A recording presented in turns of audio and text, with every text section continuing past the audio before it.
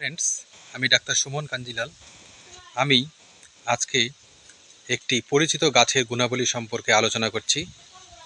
গাছটি নাম হলো গাঁদা এবং প্রায় সকল বাড়িতেই শীতকালীন এই গাছটিকে দেখতে পাওয়া যায় এবং এই গাছটির ভেষজ গুণাবলী অপরিসীম।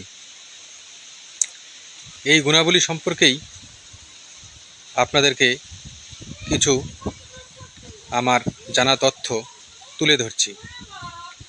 তো চলুন দেরি না করে এর গুণাবলী সম্পর্কে আলোচনা করা যাক।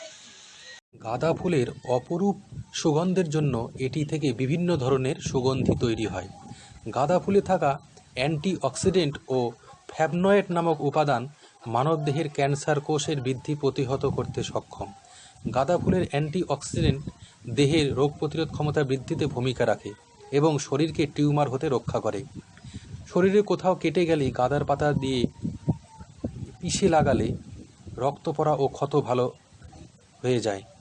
গাঁদা ফুলের চা নিয়মিত পান করলে মুখের ব্রণ দূর হয়, ত্বক মসৃণ হয়, হজম শক্তি বাড়ায়, হাড়ের ক্ষয় রোধ হয়, আর্থ্রাইটিসের সমস্যা ও গ্যাস্ট্রিকের সমস্যা দূর হয়। গাঁদা ফুল বেটে নারিকেল তেলের সাথে মিশিয়ে মাথায় 10-15 দিন লাগালে মাথার খুশকি দূর হয় এবং চুল কালো হয়।